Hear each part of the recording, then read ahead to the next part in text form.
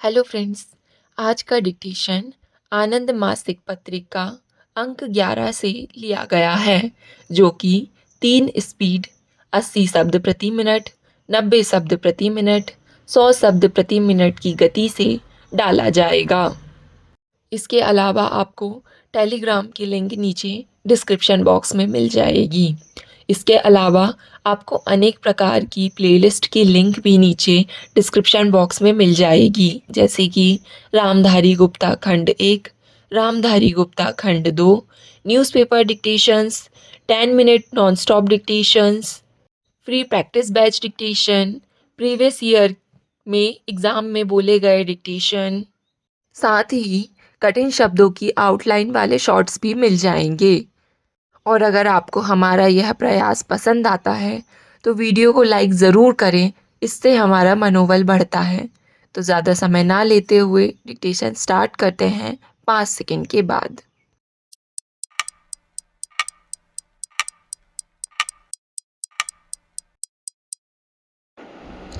आदरणीय महोदय, इस शांत मनमोहक स्थान पर आकर गुरुदेव और उनकी मधुर कविताओं को स्मरण करके बाहरी दुनिया की समस्याओं को भुला देने वाली इच्छा होती है, लेकिन गुरुदेव ने स्वयं इन समस्याओं से कभी मुख नहीं मोड़ा और उन्होंने इनके बारे में क्षोभ से शक्तिशाली भाषा में लिखा भी। पिछले वर्ष मुझे कई देशों की यात्रा करने का अवसर मिला था।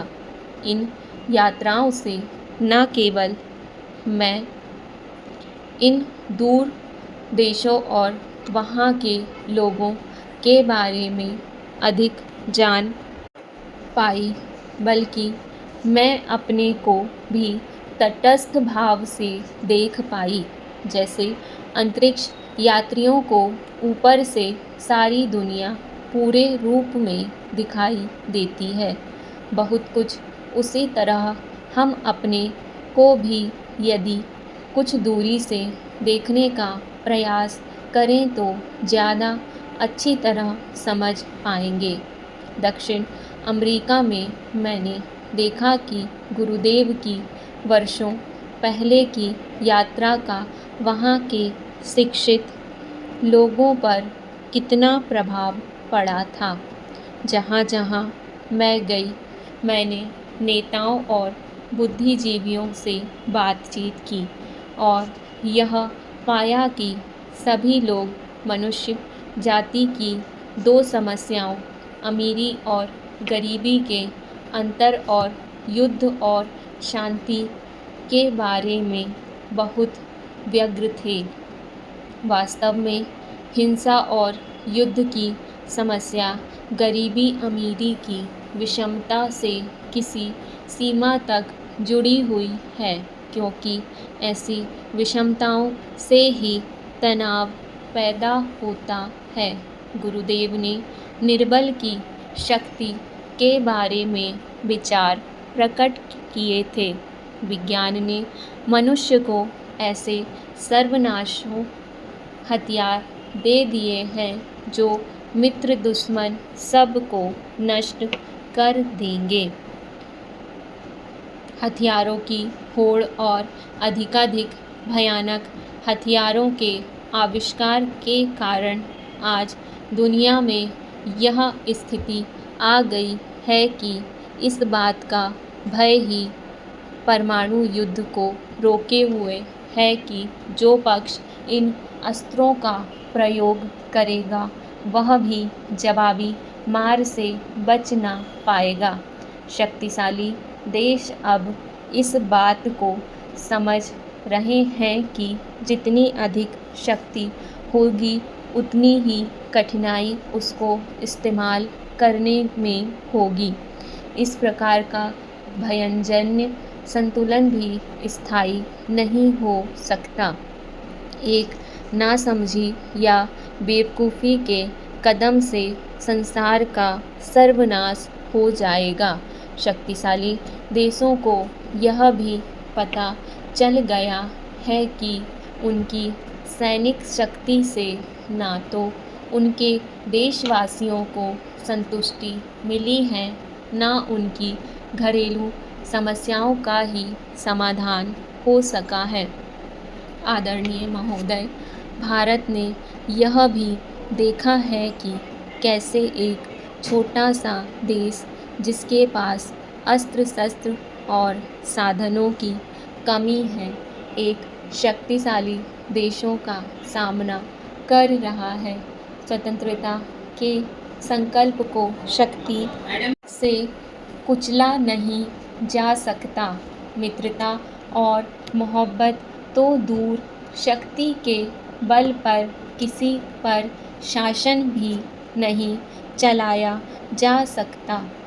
अंतर्राष्ट्रीय क्षेत्र में जहां एक ओर तनातनी और शीत युद्ध की मनोवृत्ति और कठोर हो गई है, वहीं दूसरी ओर आपस में समझौते की भी कोशिश की जा रही है।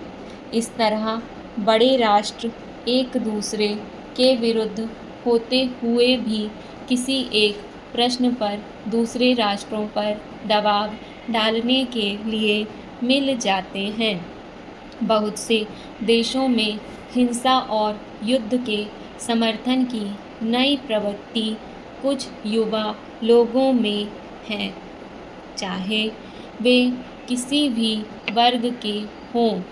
इस प्रकार वे समाज की रूढ़ियों से विरोध प्रकट कर रहे हैं। हमारे देश में भी ऐसे तत्व पैदा हो रहे हैं। कुछ लोग तो स्वभाव से अराजकतावादी हैं और कुछ दूसरे देशों की हवा में बह रहे हैं। मुझे यह जानकर बड़ी परेशानी हुई कि अभी-अभी कोलकाता में एक पड़ताल की गई, जिसमें वहाँ से कुछ विद्यार्थियों ने हिंसा में अपनी आस्था प्रकट की है।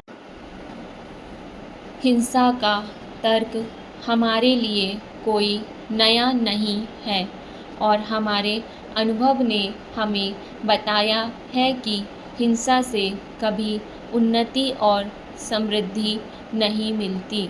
100 वर्ष पहले इसी वर्ष महात्मा गांधी का जन्म हुआ था। उन्होंने हमें सिखाया था कि हिंसा पर काबू पाने से ही संसार की रक्षा हो सकती है। ठीक 50 साल पहले उन्होंने देश में स्वतंत्रता के लिए अहिंसक आंदोलन चलाया था। वह जलियांवाला बाग के नृशंस हत्याकांड का वर्ष था। उसी वर्ष गुरुदेव ने भी सर की उपाधि वापस करके अपने को साम्राज्यवादी सम्मान की बेड़ी से मुक्त किया था। गुरुदेव की यह कामना थी कि व्यक्तित्व का विकास प्रकृति के सहचर्य में और राष्ट्रीय परंपराओं के सामंजस्य में होना चाहिए। परंपरा से उनका मतलब यह नहीं था कि जो कुछ भी पुरानी बातें हों, हम उन्हें आँख मूंद कर स्वीकार कर लें। उन्होंने उन सब बातों के विरुद्ध आवाज़ उठाई जो आधुनिक जीवन के अनुरूप नहीं थी।